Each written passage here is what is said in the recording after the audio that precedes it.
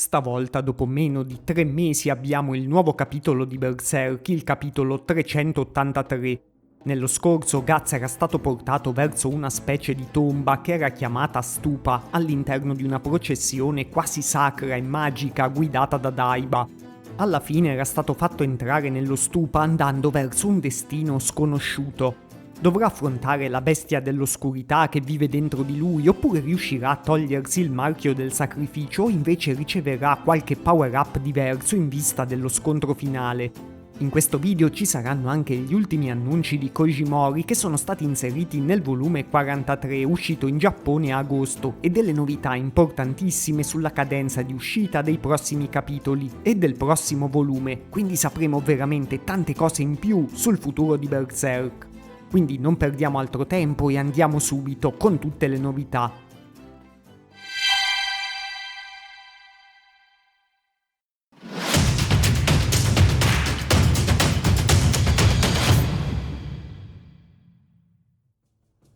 Il nuovo capitolo 383 ha 22 pagine più una a colori che è la copertina del volume 43.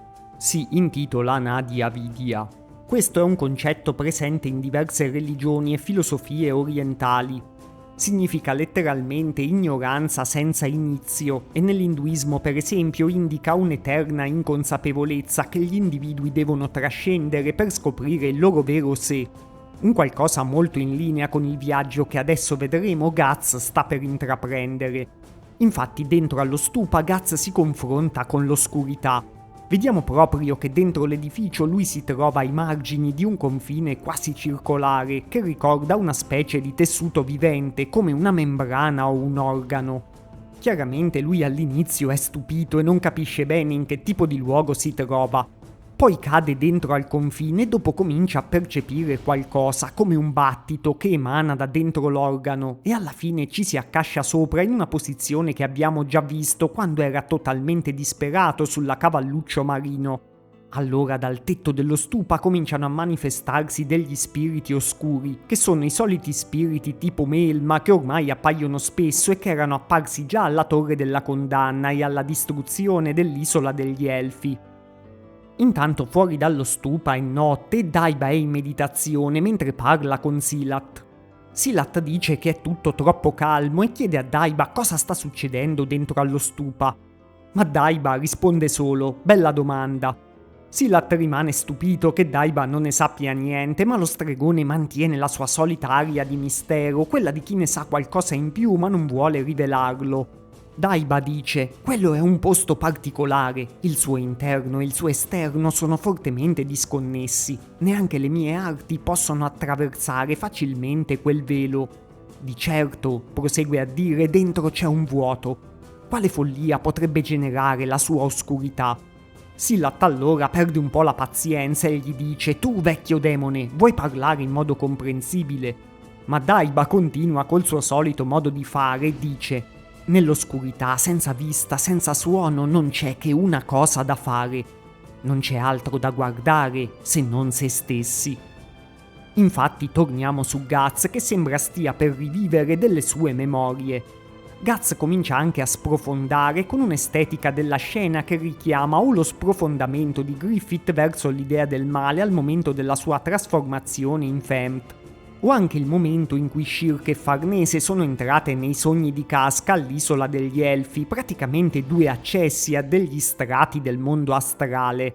Guts pensa alla fine, come a intendere che è arrivato a un punto di svolta, e vede Griffith e Casca con l'aspetto che avevano ai tempi della Golden Age. Poi rivive il momento con la sua mano tesa quando Griffith ha rapito Casca. E mentre lui stesso sta tendendo veramente la mano, la membrana inizia a chiudersi e lui sprofonda sempre di più. Alla fine la membrana si chiude a forma di conchiglia e lo intrappola completamente mentre vediamo che si inabissa. La scritta finale ci dice, inghiottito dall'oscurità, che vedrà Guts mentre affonda sempre di più. Il capitolo non ci dà appuntamento a una prossima data precisa, ma adesso vi parlerò di tante novità che possono farci ipotizzare le date di uscita dei prossimi capitoli. Un nuovo capitolo di Berserk e analizzarlo insieme appena uscito è la definizione stessa del concetto di hype, quindi andate di punti hype su questo video che mandiamo il mitico Berserk in classifica. Ma insomma, qui non sono successe tantissime cose. Sia il titolo sia il discorso di Daiba fanno intuire che Guts si confronterà con i propri demoni interiori, con il proprio passato, con il fallimento di non essere riuscito a proteggere Casca, forse proprio con la bestia dell'oscurità. Quindi penso sempre di più che il suo power up passerà per una maggiore consapevolezza innanzitutto spirituale, come il concetto di Anadia Vidya sottintende. A livello grafico lo studio Gaga ci ha fatto intuire che sarà simile alla discesa di Griffith, che in un certo senso aveva scoperto pure lui la sua vera essenza oscura, o come ho detto prima è anche simile al viaggio di Shirk e Farnese alla riscoperta del vero sé di Casca, che era stato traumatizzato dall'eclissi. Credo che la membrana che vediamo chiudersi a forma di conchiglia ricordi anche visivamente l'idea del male, che ha più o meno la forma di un cuore umano, quindi il parallelismo è ancora più forte. Nel cuore umano ci sono veramente delle valvole che si può dire in modo un po' grezzo che si chiudano a conchiglia. Ma non sono esperto di organi umani, quindi se ne sapete più di me magari l'immagine raffigurata vi ha ricordato un organo preciso. In caso scrivetelo per tutti noi nei commenti, così lo sapremo. Mi è sembrato anche interessante il fatto che Daiba dica che dentro allo stupa c'è un vuoto, visto che vuoto in inglese void è ovviamente il nome di un membro della mano di Dio, ma non so se questo sarà veramente rilevante, forse potrebbe anche esserlo. Che mi aspetto per il prossimo capitolo? Beh, qualche altra visione di memorie di Guts e poi la rivelazione di quello con cui si confronterà. Magari un doppio di se stesso, qualche oscura manifestazione del proprio io tormentato dal dolore o proprio la bestia dell'oscurità. Ma proprio perché tutti vogliamo scoprire presto gli sviluppi della storia di Berserk, vi aggiorno anche un po' sulle tempistiche di pubblicazione su cui abbiamo tante novità e stavolta anche sostanziose. Infatti il 29 agosto è uscito in Giappone il nuovo volume 43 che raccoglie i capitoli dal 374 a quello scorso, ovvero il 382. Il capitolo 374 era uscito il 22 settembre 2023, il 382 era uscito a giugno di quest'anno, quindi l'editore Accenture ci ha messo circa 1 anno e 9 mesi per far uscire i nuovi capitoli che ha raccolto nel volume. Nel volume 43 l'editore ha già annunciato che il nuovo volume 44 uscirà nel 2027, penso sempre più o meno a agosto, quindi dovrebbero aspettarci tra gli 8 e i 10 capitoli da qui a agosto del 2027. Questo fa pensare che vogliano far uscire un nuovo volume ogni 2 anni e quindi circa 4 o 5 capitoli nuovi all'anno. Questo è lo stesso pattern del volume precedente, il 42, quindi almeno Accenture ci sta dando un piano di rilascio abbastanza chiaro, che è 9 capitoli raccolti in volume ogni circa 2 anni. È già positivo avere finalmente un piano di uscita consistente per Berserk, è come se Accenture stesse dicendo a noi fan che ci garantisce un volume ogni 2 anni. Anche se sarebbe bello che magari in futuro aumentassero un po' i ritmi. Non so come la pensate voi, sicuramente sono delle tempistiche migliori dei momenti più bui di Kentaro Miura, ma sarebbe bello tornare prima o poi a un nuovo volume all'anno. Proprio nel volume 43 Koji Mori, che è praticamente alla guida del nuovo ciclo post-Miura, ha rilasciato anche un annuncio per i fan che vi leggo integralmente in italiano. Non ho trovato da altre parti l'annuncio completo tradotto, quindi è anche un po' un pezzo inedito che riesco a darvi a pochi giorni dall'uscita originale. Guts nella disperazione si intitola questo intervento e dice: "Grazie ancora cari lettori per aver scelto questo nuovo numero. Stiamo facendo del nostro meglio per raccontarvi la storia che Miura ci ha raccontato, ma so che è impossibile farlo perché lui non è qui. Quindi ho pensato di aggiungere qualche parola su ciò che mi ha detto e quali fossero le sue intenzioni per l'arco narrativo attuale in questo post-scriptum. Quando Miura parlava di questo arco narrativo diceva sempre: Guts è disperato, ha perso tutto. Da quel giorno Guts ha rischiato tutto nel suo viaggio disperato solo per colpire Griffith. Ma la spada di Guts ha attraversato l'aria senza che potesse combattere o persino toccarlo. Inoltre la sua vita, in cui Guts aveva rischiato tutto, crollava in quel momento. Come diceva lo stesso Guts, la spada è tutto per lui.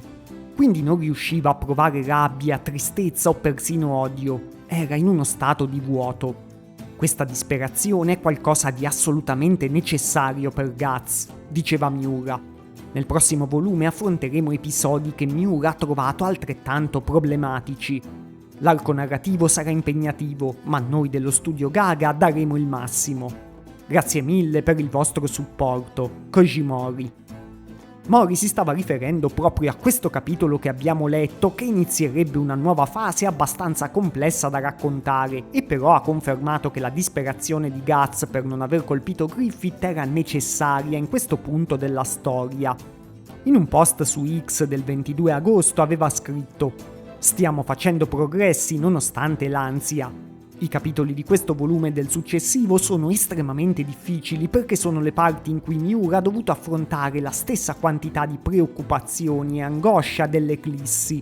Tuttavia, proprio per questo motivo si è consultato con me decine di volte nel corso degli anni, quindi credo di essere riuscito a registrare le battute e le scene in modo piuttosto accurato. Spero che vi piaccia." Giustamente dice di avere un po' d'ansia, infatti quando critichiamo Mori e lo studio Gaga ricordiamoci che si sono caricati sulle spalle un compito quasi impossibile, ovvero quello di darci almeno un finale per una storia grandiosa come quella di Berserk, pur essendo consapevoli fin dall'inizio che non saranno mai veramente all'altezza di Miura e che potevano anche essere criticati per questa scelta di continuare la sua opera. Una cosa che secondo me bisognerebbe apprezzare. Secondo me è anche vero che Miura ha lasciato note e parti di dialogo scritte, infatti era un perfezionista, quindi sicuramente non penso che Mori e Studio Gaga stanno inventando tutto, ma devono conoscere abbastanza quello che Miura aveva in mente. Ma cosa rilevante è che sembra stiamo andando verso un punto focale importante della storia. Se fosse veramente sul livello dell'Eclissi dovrebbe essere un punto dopo il quale cambia tutto. Secondo voi è solo questo power-up di Guts che si prospetta come l'acquisizione da parte sua di una nuova consapevolezza oppure è qualcos'altro? Forse in questo inabissarsi dentro di sé Guts potrebbe confrontarsi con vecchi ricordi e cambiare la sua visione del mondo in meglio o in peggio, ma chissà. Probabilmente ci aspettano cose molto importanti nei capitoli che arriveranno, ma fatemi sapere anche voi che vi aspettate perché magari azzeccate in anticipo qual è questo grande evento sul livello di un'Eclissi. E dopo avervi dato anche questi ultimissimi aggiornamenti su Berserk, vi ricordo di iscrivervi al canale e di seguirmi su X se volete sapere proprio tutto sulle ultime novità della storia del Guerriero Nero, che come vedete cerco sempre di portarvi il prima possibile nel modo più completo possibile. Vi aspetto nei commenti con le vostre opinioni su questo capitolo e anche sul futuro del manga. Ciao!